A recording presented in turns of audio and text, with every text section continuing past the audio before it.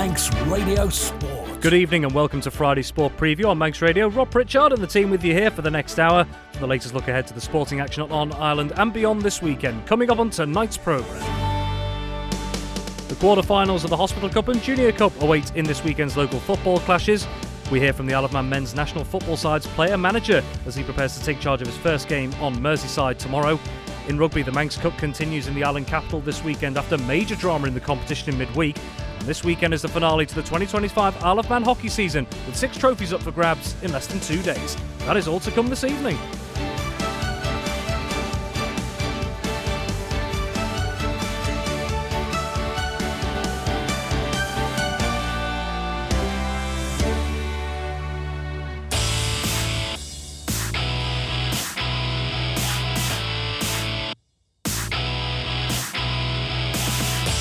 Welcome once again to Friday Sport Preview here on Manx Radio. I'm Rob Pritchard, the team joining you as well this evening to take a look through the latest football, rugby and hockey action taking place on the Isle of Man and further afield over the next couple of days. It is very much crunch time across the respective sports, and we're turning to cup competition in football first. That is very much in the spotlight yet again. Joining us as ever to go through things is our football correspondent Tony Mepham. Tony, very good evening. Good evening, Rob, and we're starting to get through the fixtures nicely. We're coming down to the important part of the Hospital Cup and also the Junior Cup as well. So teams now, it starts to get a little bit more pressure on them, doesn't it? Because they're looking for that semi-final game, and certainly tomorrow with 3 games on, there's big fixtures in there, and we wish the teams well.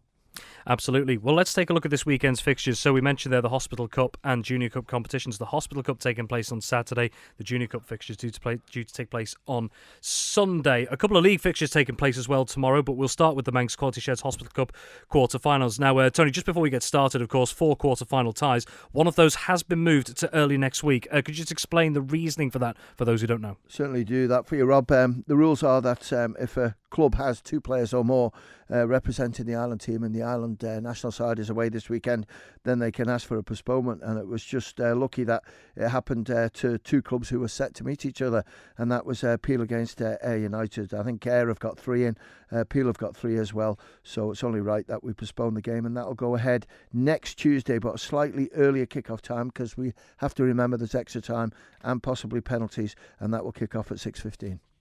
Thanks very much, Tony. So yes, if you just missed that, one of the Hospital Cup quarter-finals, which was due to take place tomorrow, that has now been postponed until next Tuesday, the 29th of April, a 6:15pm kick-off, Peel versus Ayr United, and that is due to players in both sides representing the Isle of Man national team this weekend, which we will come to shortly, in fact. But let's take a look at the fixtures on Saturday then. The 3 Hospital Cup quarter-finals taking place. One of those sees Ramsey Youth Centre and Old Boys having a very strong campaign, we know, in Division 2 at the moment. Woods Cup finalists back on Easter weekend as well, only just losing out to Braddon. They're hosting a Premier League side in Laxey tomorrow. Yeah, and I would be a little bit cautious of this if I was Laxey, because I'm pretty certain Johnny Palmer and fellow players will have gone down and watched Ramsey Youth Centre in the final, the Woods Cup final on the Friday, because I thought they put a real good performance in. They look at an organised team. They work hard in midfield. Defensively, they're solid. I thought Tom Hall was excellent last week. Good goalkeeper. And then they've got forward players who can score goals, and we saw that last week with Ross Crawford in there, and also Jamie Brew. So I think Laxey will start off as favourites, but it is at Ramsey Youth Centre, Rob, and it's a tight pitch, which might just sort of go against Laxey. But when you look at Laxey, they've been in good form, scoring plenty of goals. Charlie Robinson, Eric Hill, Tom Cowan and Greg Kelly, just to name a few. So I think Laxey will go through, but Ramsey Youth Centre, if they can get it together, then they could pose a problem for Laxey. Ramsey Youth Centre and Old Boys, one of 3 Division 2 teams still left in the competition in the last 8. Well, 3 of the last 5 are Division 2 teams, and the other 2 Division 2 outfits, well, they actually meet each other this weekend over at Station Fields, because Colby, they'll be hosting Douglas High School Old Boys, Tony.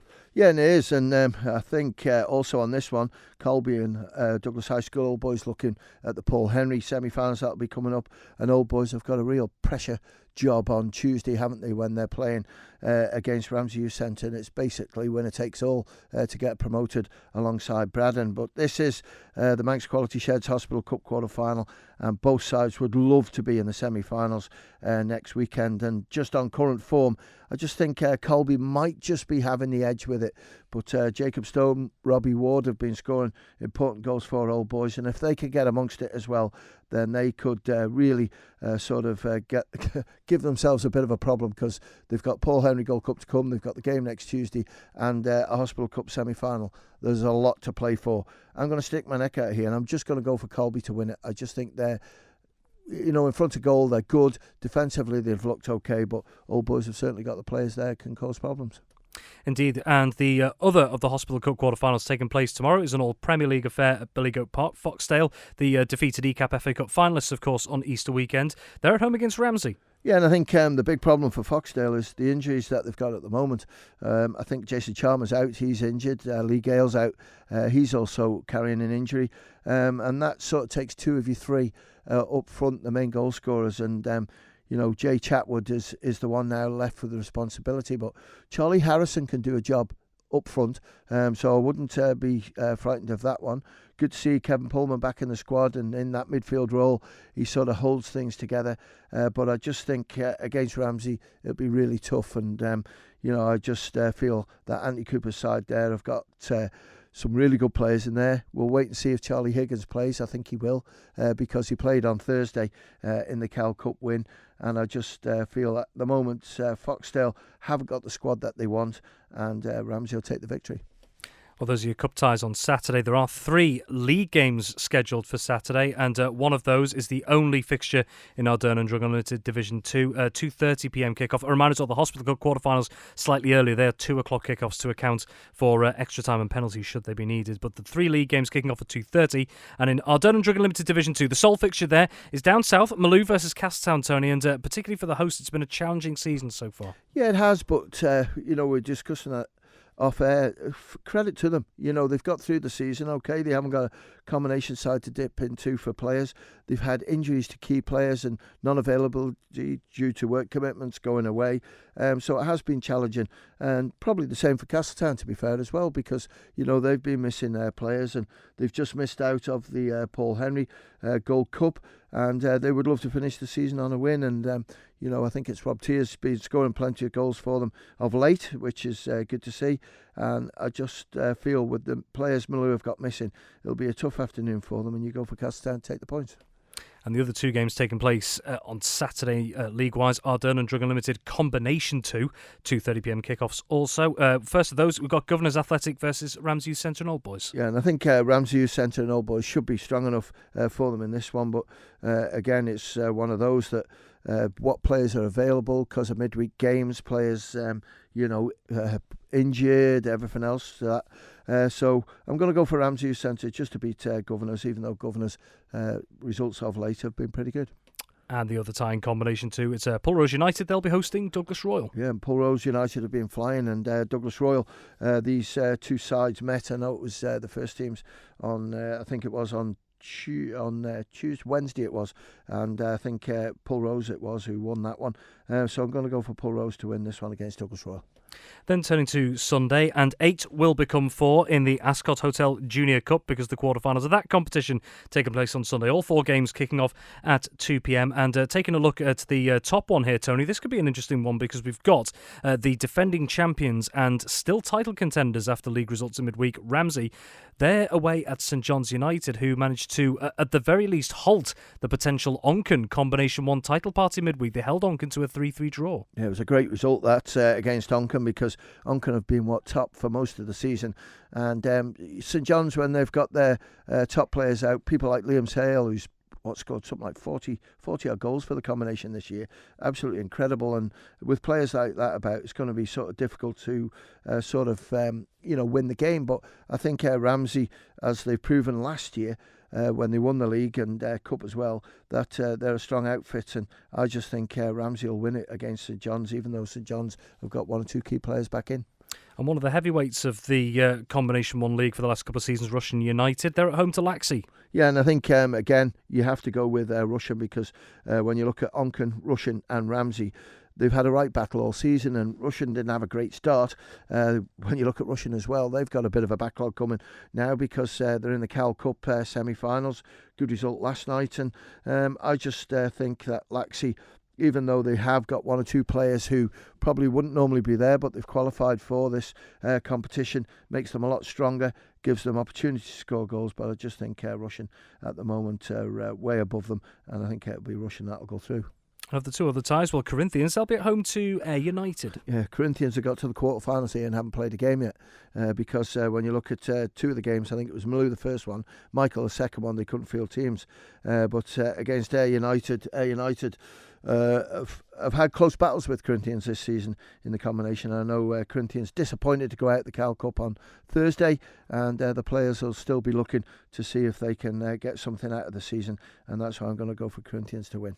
And the other game over at Victoria Road will see Braddon hosting St Mary's. Yeah, and St Mary's, to me, will win this one. Jamie Skillen's in the squad. While he's there, that makes them a lot stronger. Even though Braddon have still sort of pushed on and done well in the league, they're coming across one of the top sides in Combination 1, and I think St Mary's will take the win. And a couple of games in Masters football again on Sunday as well, both of them taking place at the Bowl in Douglas. The first of those, 2:10 kick-off at the Bowl, is a first-round tie in the Masters FA Cup. We've got Peel up against Douglas and District. Yeah, and this is just to complete the four so we can get on with the draw again. And Peel against Douglas and District, I'd have to go for Peel to win that. Again, you don't know what sort of team they're going to have out, but I think they'll be too strong for D&D. And in the Masters, still at 3:40pm kickoff at the Bowl, is a league contest between Colby and Union Mills. Yeah, I think, I don't know what it is, Rob, but it's about mega goals that Colby have to sort of score to possibly win the league. And Union Mills have been absolutely superb this season, and they'll be looking to sort of put a challenge on winning the league, I think, next year. So credit to everyone there. Close battle. I'm going to go for a draw in this. Very well. Well, we'll be taking a look at the Isle of Man national team's ambitions this weekend and coming up over the next few months in just a moment. But we're going to stick with the footballing side of things here on the island because, Tony, we have a cup draw to make, don't we? We do, and Paul Henry has given me the go-ahead to make the draw. We hope to get Paul up, but I think Paul's gone away today, so he's quite happy for us to do it. And you've got the balls there in front of you. The four teams that we've got are Old Boys, Ramsey Centre and Old Boys, Colby and Braddon. We haven't got dates on this yesterday because it's a bit of a let's see how the results go tomorrow in the Hospital Cup, and we might be able to get something on next weekend, but we'll get the draw done, then the teams know who they've got, and then as we can, we'll slot them in because obviously time is closing in on us now to get the season completed. Indeed, and just very quickly before we get started, obviously many people in Manx football will know what the Paul Henry Gold Cup is and with its format, but just for those who don't, can you just explain what it is? Because it is solely for Division 2 teams. Yeah, solely for Division 2 sides, and what it is the four top sides of Division 2 at the end of the season. I know the fixtures aren't completed yet, but they can't be caught, so it's right to do the draw. We're near enough there now, so that's why we've got Braddon who have already won the league. You've got Old Boys and Ramsey Centre hoping to get promoted as well, and you've got Colby over in there, so they're your four teams. Indeed. Well, let's get this draw underway. Please. Here we are, and the first number out of the bag is number 4. And number 4 is Ramsey Centre and Old Boys. And they will play number 3. And number 3 is Douglas High School Old Boys. So they're going to get used to each other, aren't they? And it's a home tie for number 1. Number 1 is Braddon. And that means that they will face number 2. Number 2 is Colby. So the draw for the Paul Henry Gold Cup semi-finals is Ramsey Centre at home against Douglas High School Old Boys. And Braddon will play against Colby. Indeed. Looking at those two, Tony, I know you mentioned with the top one there that, Ramsey Centre and Old Boys and Douglas High School Old Boys getting very used to each other over these coming weeks here. But, I mean, Braddon, you would imagine, would, in some people's eyes, be favourites on paper, given they've won Division 2 and have been extremely strong this season. But looking at the teams around them, they might be thinking this might be our opportunity to get something of our own. Well, it is, and I think Colby will fancy that because I watched them not too long ago, what was about 6 weeks ago, where Braddon played against Colby, and, Braddon got the result. But, when I look at Colby's players that are there available to them, there's some really good players, but, Braddon, you wouldn't bet against them at the moment. They won the Woods Cup last Friday and deserved it, and here they are trying to win the Paul Henry, and if they do, that completes a treble for them, so that's been a successful season. Manx Radio Sport. Elsewhere then, tomorrow sees the Isle of Man men's national football side head across the water for what will be the first competitive fixture for the squad's new player manager. Well, Chris Bass Jr. took over the post on a caretaker basis following the resignation of Blaine Slattery back in January this year.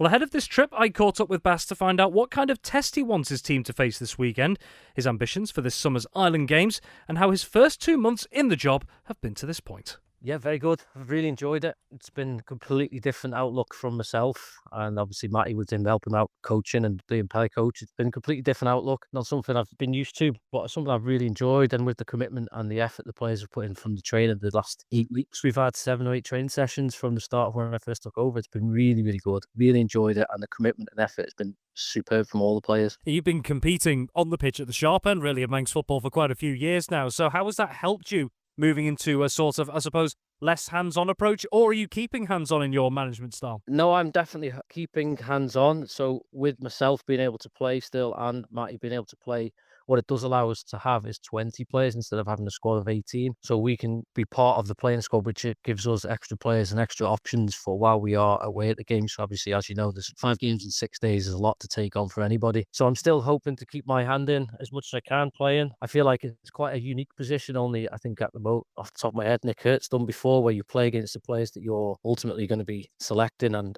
training with the Ireland squad. So it's been quite a unique position for myself.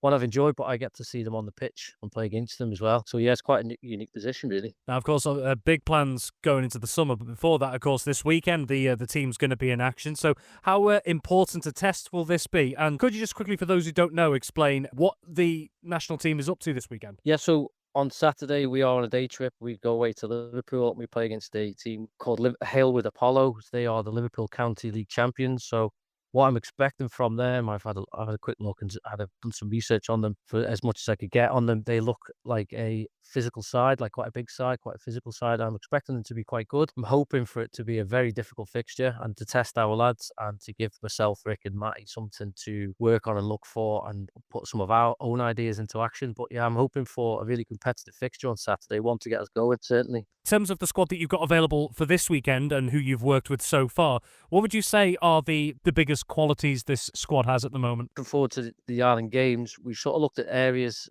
that myself, Rick and Matt like to kind of the way we want to play, the way we want to set our teams up. We have different options. So what we've added into the squad is certainly a lot of attacking prowess, a lot of pace in wide areas, which is something myself, I was a wide player and Rick was a wide player, so yeah, so that's definitely something that we like to go to. So we've added players in them specific areas. We're really excited. We've got a lot of goals in our squad. So yeah, so we're looking forward to it. Looking forward to seeing the lads play. But yeah, I think that in them specific areas we've added goals definitely and a lot of pace. In terms of the balance, when we looked at the Island Games back in 2023, the most recent one obviously wasn't quite the results you guys were hoping for. You'd gone in as defending champions, really.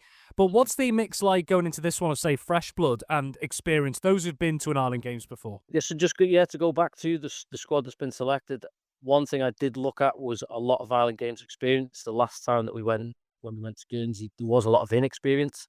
And like I say, just a lack of attributes in them certain areas that I've looked at. But yeah, in terms of this time round, I want some players in with Island Games experience, which we've got in. Players that have won gold medals, players that have done an Island Games 1 or 2 before, so they know what to expect and they know how to work in Island Games and they know what's expected of them in between games, how they look after themselves, because it's a heavy schedule. You get 1 rest day of the 6, I suppose. So it's 5 games in 6 days if you get through to the last day, semi-finals, third gold medal match and bronze medal match. So that's obviously the aim. But we've added players with a lot of experience and a lot of Island Games experience into the squad. That's Chris Bass Jr., player manager of the Isle of Man men's national football team that will be taking on Liverpool County champions Halewood Apollo on Saturday afternoon. Tony Mepham, he'll be one of those travelling with the team to observe how they get on. And Tony, going into this tie, we just heard from Chris Bass Jr. there about how he's felt his first few weeks have gone. He's been right at the sharp end, right at the top level of Manx football for many, many years now. But as a player manager, I suppose, from the outside looking in, what do you think he'll bring to that Ireland setup? I think he's just brought, different ideas. He's a young player, but let's face it, he's been managed by the best managers on the Isle of Man. So he's learnt a lot from his dad. Chris Bass. He's learnt a lot from Kevin Manning. He's learnt a lot from Paul Jones playing for FC Isle of Man. So he'll take it all in, but he is, just listening to his interview there, he is hands-on because he's right in there. He's doing coaching as well. And, what a team there with Matthew Woods and also Rick Holden. And, I talk to the players and stuff, and you always sort of find out, how's it going, and they're just saying it's absolutely brilliant. It's totally different, and the training numbers have been so high, and unfortunately Chris has just had to name his squad, and there's a few disappointed faces there, but all I would say to them is don't let it affect you, because Chris is always open to sort of any sort of players that find form.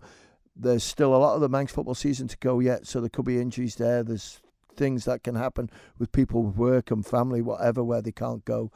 So I would just say the disappointed ones, and it's good to have them disappointed because it means how much that they want to play for the Island side.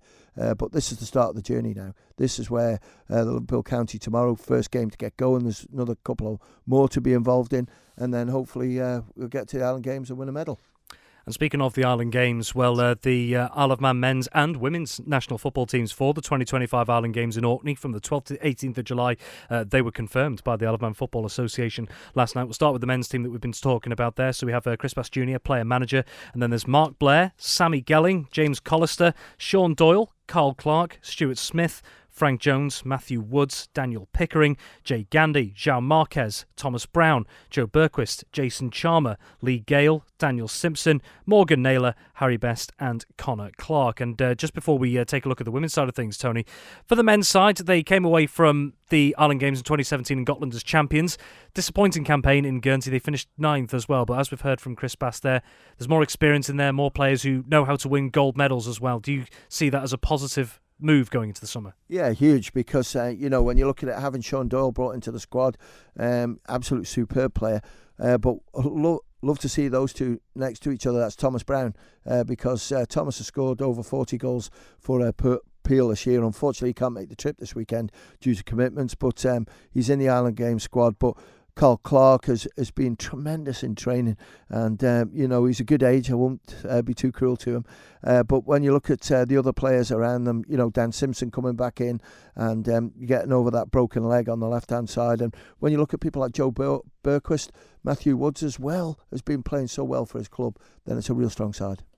And then on to the Isle of Man women's team. That was also announced on yesterday evening as well. So the Isle of Man women's team to head to the 2025 Island Games is as follows. It's Becky Corkish, Kaylee Gregor, Caitlin Beattie, Shannon Groves, Tia Lisi, Sarah O'Reilly, Anna Shaw, Megan Kelly, Louise Gibbons, Stevie Mallon, Lydia Shaw, Rosabelle Cardy, Ruby Palmer, Holly Stephen, Holly Sumner, Millie Dawson, Becky Cole, Pippa Wallace, Lisa Castaigne and Chloe Tier. And just for a bit of context for those who don't know, the Isle of Man women's team was initially not involved in the main draw. They were initially drawn as a reserve, but following the withdrawal of Guernsey in the football competitions for this year's Island Games, the Isle of Man women's team was reinstated into the main draw quite dramatically a couple of months ago. So, Tony, with that team in there, and when you look at it alongside the team that went to Guernsey, relatively similar, but a couple of new faces in there that might be able to show their worth at this level. Yeah, exactly. And Pippa Wallace won. Rosabelle Cardy, we watched her in the Women's Cup final, unbelievable. And, one of the players, I can't remember who it is now, has not long turned 16, and they've got her in the squad, and it's looked really good. But experience as well. You've got Sarah O'Reilly back playing football now, which is great. Lydia Shaw, multi-talented with many sports in that squad as well. And I think, Wayne Lacey has really got a strong squad there. And I'm expecting medals from both the men and the women. We don't know how strong the opposition are going to be, but there can be no excuses. That's as good a squad I feel you can have, men and women. Yes, there's one or two that maybe have come in from either, could have made a little bit of a difference, but they're strong squads, absolutely.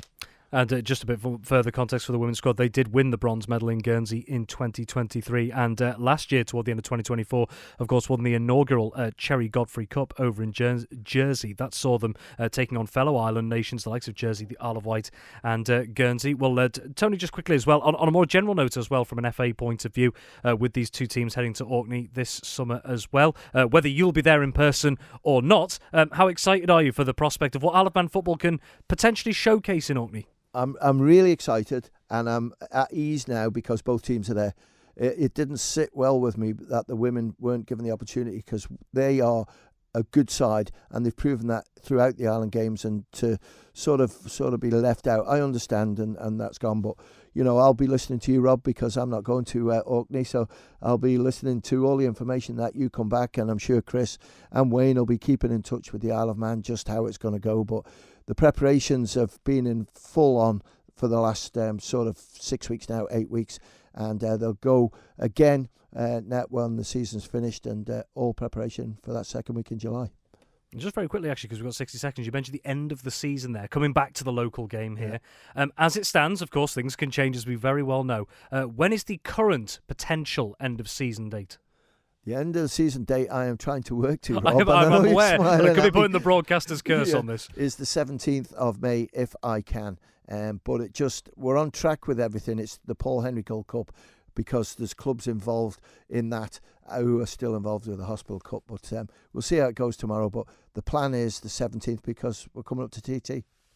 Indeed, Tony Mepham, thank you very much indeed. So if you want to find out any of the details of this weekend's ties here on the Isle of Man, the likes of the Hospital Cup and Junior Cup quarterfinals and more, head on over to the Manx Radio Sports Hub at manxradio.com, where you can also find details of what we've also been talking about tonight, the Isle of Man national teams, both men and women, that will be heading to the 2025 Ireland Games in Orkney. All details, again, over at www.manxradio.com. And you can also hear a little bit more from the comments from Chris Bass Jr. as well. Listen back to the update episode with Christian Jones that preceded this Friday Sport preview this evening. All the details, as always, online at manxradio.com.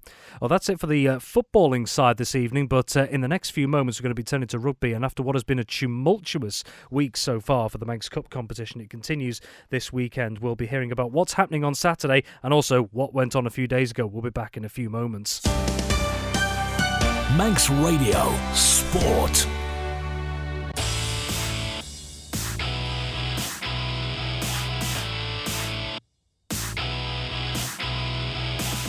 Welcome back to Friday Sport Preview on Manx Radio. We're going to be turning our attention to rugby now, at the time at 5 minutes past 6. And it's been a tumultuous week in the Manx Cup, and that competition continuing this weekend. But let's take you through some of the drama, if you haven't been across this over the last couple of days, of what happened in the Manx Cup competition. On Wednesday evening, the Manx Cup semi-final took place between Ramsey and Vagabonds at Morrow Park, which Ramsey went on to win by 29 points to 27 in a very close-fought affair. However, before kick-off, Ramsey issued a lengthy statement saying it was actually going to be withdrawing from this year's Manx Cup and Manx Plate competitions, regardless of Wednesday evening's result. Now, to sum up a couple of the points that Ramsey made in that statement, that the club said that its decision was down to what it calls significant concerns regarding player safety, and described what it calls a sizable disparity in playing levels and experience in the competition structure. Well, since then, actually throughout today, Friday, we have had a statement issued from the Manx Executive Committee. Now, the Manx Executive Committee is the body that handles the day-to-day business with rugby on the Isle of Man. It's delegated that responsibility by Cheshire RFU. So, responding to some of Ramsey's claims after their withdrawal from the competition, that statement from the Manx Executive Committee reads as follows. Manx Rugby and the MEC are holding a meeting over the coming days to discuss the matters raised. Whilst Ramsey withdrew from the competition, opportunities were presented to raise any concerns in meetings with the MEC and Cheshire RFU board members. Player safety is at the forefront of everything we do within rugby. Law changes made by the RFU, along with studies and injury prevention programmes, have rolled out in various capacities. This is to ensure that we can maintain the physicality of the game, as well as ensuring our players are safe. Player safety is paramount, and we can only accept Ramsey's decision in relation to the Manx Cup. The Manx Cup has been a long-standing tradition on the Isle of Man, often creating the best opportunity for players to play against their local rivals who play within the ECC League system.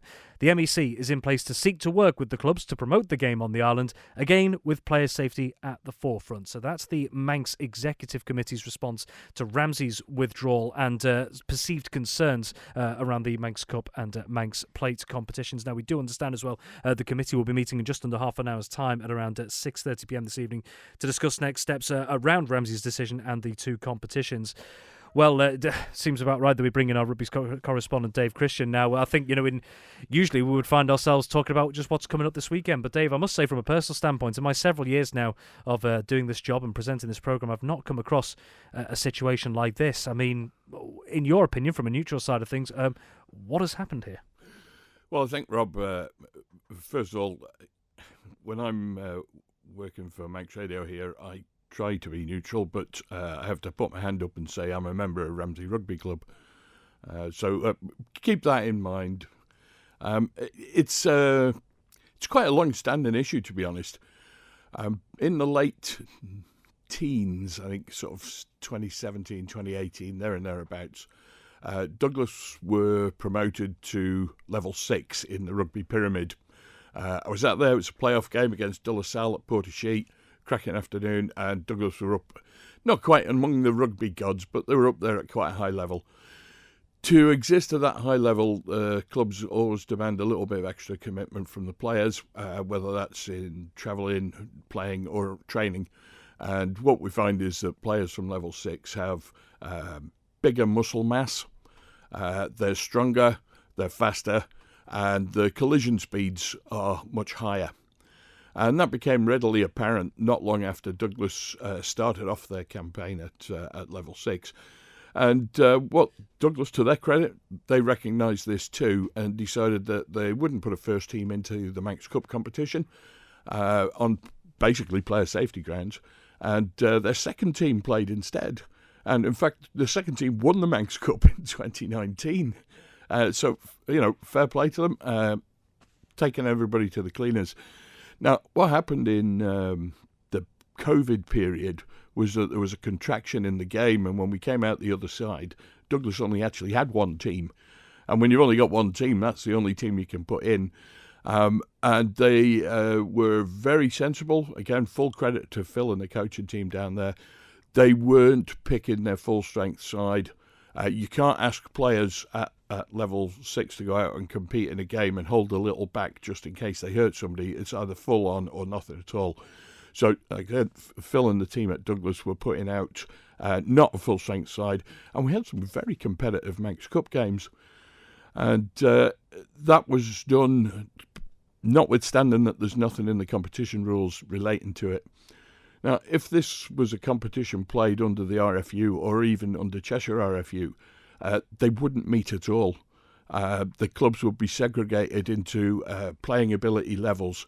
And at Cheshire, in fact, they have a cup, a vase, a bowl and a plate. And that's just to cater for all those different playing levels without creating mismatches. And Ramsey played Douglas last Thursday. I think 50 points to 5 was the Douglas win. And there were 5 players from the Ramsey side, at least, who were injured in that. One was an accidental collision. He's been concussed. In fact, he was sparkoed out on the pitch. But that could happen in any game. But the other 4 were down to, they were lower leg injuries as a result of ruck clearance. And the players at Ramsey got together and they said, look, these guys are bigger, stronger, faster, harder. Somebody's going to get hurt here. We all need to go to work on Monday. If we get through to the final, we can't play. It's not going to be safe for us and our group of players. That's not indicating that anybody else is unsafe, just that for Ramsey, it wasn't the right move for them. But I suppose on that point, like you say, player safety, and I'm sure no one would argue that no one wants to see players put in any form of jeopardy at any level.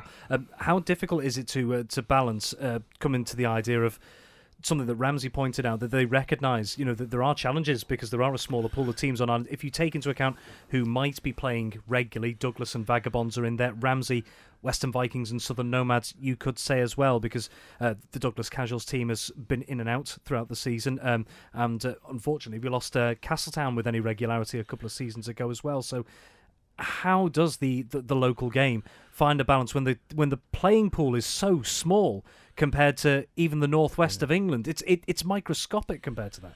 Indeed, it is, and that's down to either the big club, which is Douglas in this, trying to be a bit more sensitive, maybe with their team selection, and possibly for the executive committee to put in some sort of rule in place.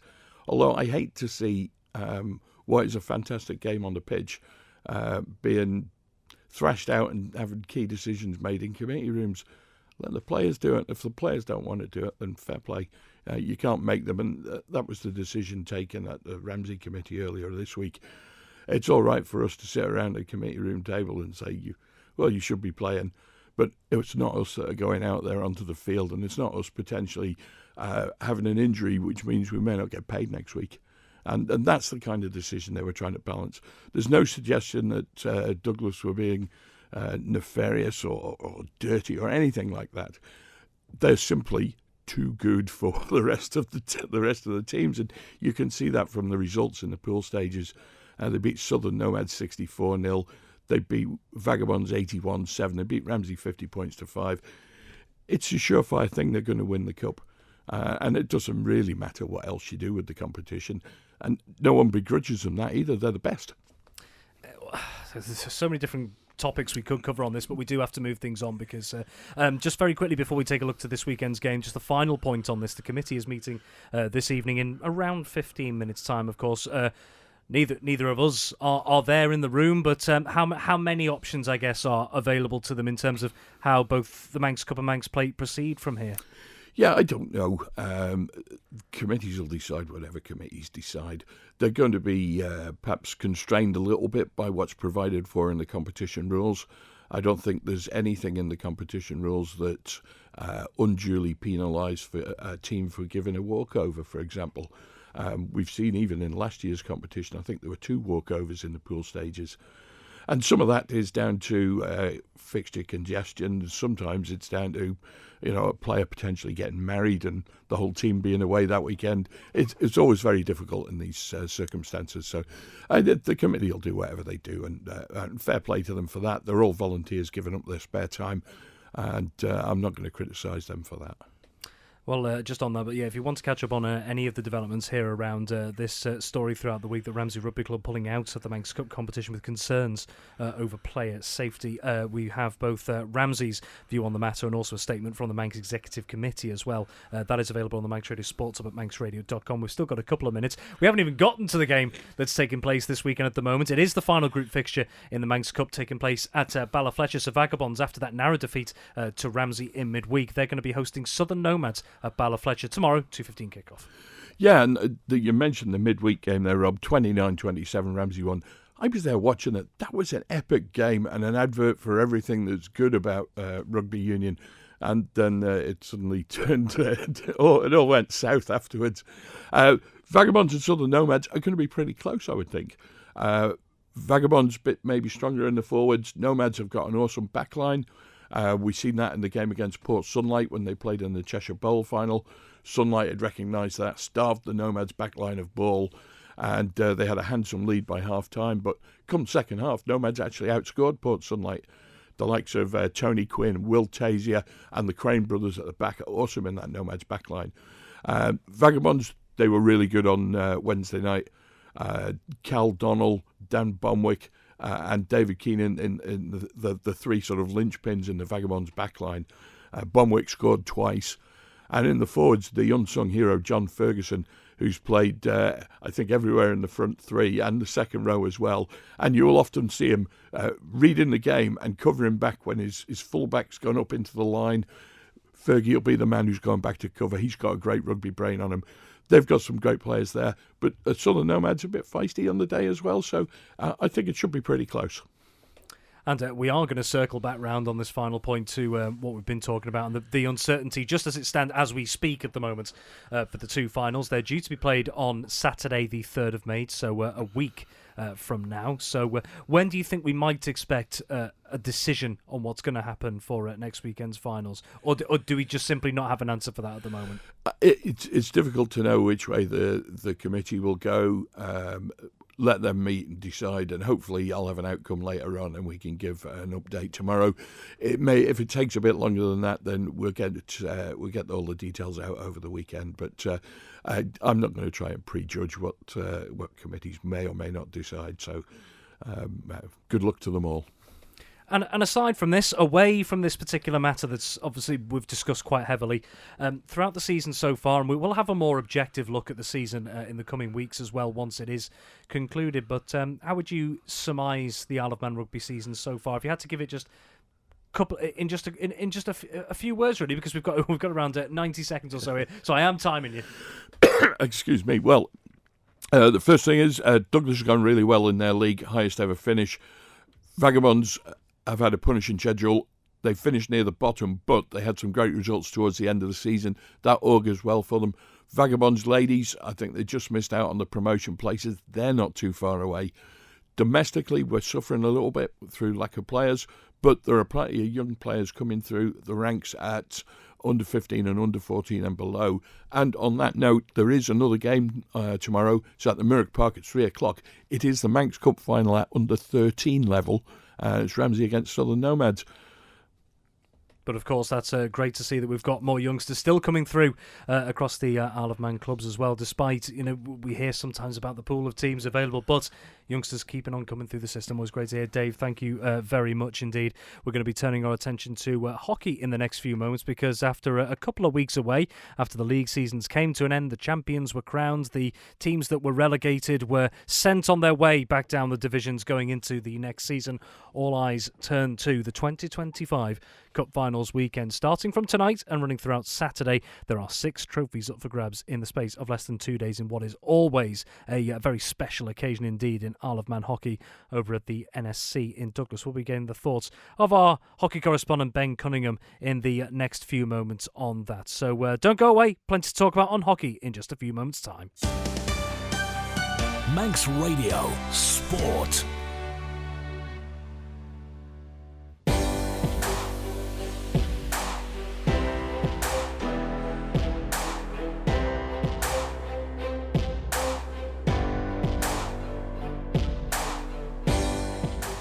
Well, finally tonight, this weekend marks the grand finale to the 2025 Isle of Man hockey season with the traditional men's and ladies' cup finals weekend. 6 trophies will be decided at the NSC in Douglas between tonight and Saturday afternoon.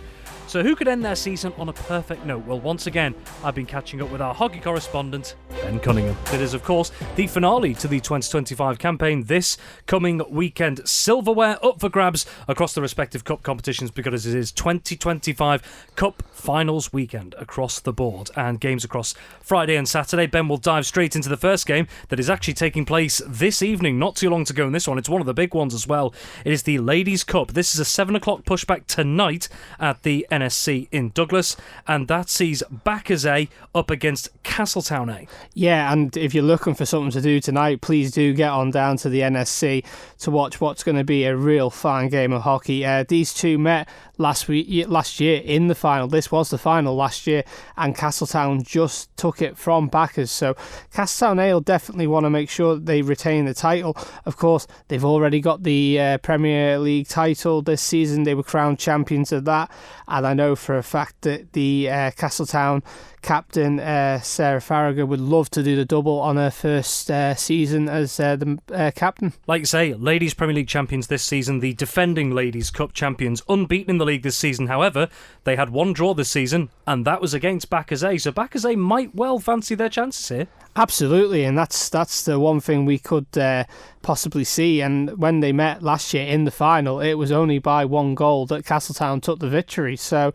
it's going to be a close game, definitely, for sure. Backers found a good run of form coming towards the end of the season. So that's the Ladies' Cup final, 7 p.m. tonight at the NSC in Douglas. And then the other 5 finals taking place also at the NSC in Douglas throughout Saturday. So 5 games there, and starting things off, we have the men's bowl competition at 9:15 a.m, the pushback here at the NSC. Valkyrie C versus Viking C. Ben, these two were extremely close together in men's Division 2 this season. Absolutely, just 1 point separated these two in the top 2, and it was Valkyries who took the title just by that 1 point. When these two sides met in the league, it was always a real close encounter. I think they had a draw, and then it was 2 wins to Valkyries. So it's going to be a very close game, definitely, between these two sides. And the next game after that, 11 a.m. at the NSC, is the Ladies' Bowl competition, and that sees Valkyrie C up against Backers C, the top two in Ladies Division 2 as well this season. Absolutely, of course, Backers Ladies C crowned the champions, Valkyries Ladies C runners-up in this league. Of course, Backers Ladies C have won that title by 3 points, but Valkyries Ladies C were looking really good. And then again, if we look at the goal differences, just one goal between the two sides. Backers C, 26 goals scored, 12 against. For Valkyries C, though, 27 goals and 15 conceded. So it's going to be a great final in the Ladies' Bowl. Third game on Saturday at 12:45 at the NSC is the Men's Cup final, and it pits Backers A, the newly crowned Men's Premier League champions, up against Valkyries A. Absolutely, this is going to be a great game. Of course, Backers Men's A didn't finish the season undefeated. Of course, on the final day of the season, they lost to Vikings A, but the goal difference gave Backers A the league title. For Valkyries, though, a mixed bag of season, but if they could get one over Backers A this weekend in the final, I'm sure it'll round off a good season for them. I know the league wasn't the best for them. They probably found a few results there that they probably thought could have gone their way but didn't. But Backers Men's A, you look at the goals scored, and it says it there. Valkyries are going to have a really good defence on the day. Yeah, you mentioned goals that Backers A have scored there. 63 goals for in the league this season and only 10 against. Only Vikings A in second behind them by virtue of goal difference have a better defensive record. But coming back to Valkyries A there, Ben, they've had at times been able to upset the likes of Backers and Vikings toward the top of the division. There's no reason, there's nothing to suggest they couldn't do it again this weekend, because it's been a couple of weeks since these teams last played. Absolutely, and yeah, like we say, I mean, if for people that do follow all the clubs on social media, they'll know that some of Valkyries were away at the weekend in competing in a tournament across, so they've had a bit of hockey action. Some of their players that'll be playing this weekend already prior to this weekend, but then clubs will be training up, building up to this weekend, so it'll be interesting to see what happens. But Backers' goal difference, you could say, a big thing on the day. And the last two cup games feature the respective plate competitions. At 2:30pm pushback at the NSC is the Ladies Plate Final, and that pits Valkyries B, who finished second in Ladies Division 1 this season, up against Backers B, who finished third, 4 points behind though. Yeah, and that one I reckon will be a really close game. I mean, Valkyries Ladies B looked really good and were really worthy winners of that runners-up spot in Ladies Division 1. But Backers Ladies B, of course, they were hot on their heels, and when these two met in the league, it was always a close encounter. But Valkyries Ladies B have been looking really good going forward, but then Backers Ladies B have been looking good defensively, so it makes a good match for a good final here in the Ladies' Plate. And last but certainly not least, on 2025 Cup Finals weekend in Manx Hockey, it is the Men's Plate Final, 4:15pm pushback at the NSC, and that sees Backers B, who finished second in Men's Division 1 this season, up against Harlequins B, who finished second from bottom in Men's Division 1. Yeah, Backers Men's B will definitely want to get their hands on this trophy after just missing out on the final day of the season to Vikings B, getting that promotion back to the Premier League. For Harlequins, though, this has been a real good cup run they've had. Okay, the league's not been good for them. They've had a few mixed results there, but they have been challenging hard in the league. But they'll be really impressed with how their cup run has gone. And to get into the final has been a testament to all of them in that team. Backers Men's B, though, the goal difference, though, you look at the goals scored and goals conceded, it's going to be a tough day for Harlequins Men's B, but could the plate be their run of form? Who knows, because teams could be different to what they are in the league in the cup. And just finally, Ben, for those who've never been down to a cup finals weekend in Manx Hockey over at the NSC in Douglas, you and I personally have both seen plenty of those and even taken part in those matches over the years. But for someone who maybe wants to come and enjoy hockey, support an individual or a team or whichever, what's the atmosphere like down there on cup finals weekend? Oh, it's absolutely electric. There's lots of support from all the clubs. I mean, you'll be seeing plenty of team players who from different teams who will be down there to support their team, because they'll want their club to get their hands on some silverware for the big presentation, which will be happening towards the end of May for the MHA, which all the trophies will be getting presented officially by all the official associations, and that at the MHA dinner. That's our hockey correspondent Ben Cunningham ahead of the 2025 Cup Finals weekend in Isle of Man hockey. The first game getting underway tonight, the Ladies' Cup at the NSC in Douglas at 7 p.m. That's all we have time for on Friday Sport Preview this evening. Many thanks to our guests as usual. Have a wonderful Friday and a wonderful weekend as well. And from us until next time, it is bye for now. Manx Radio Sport.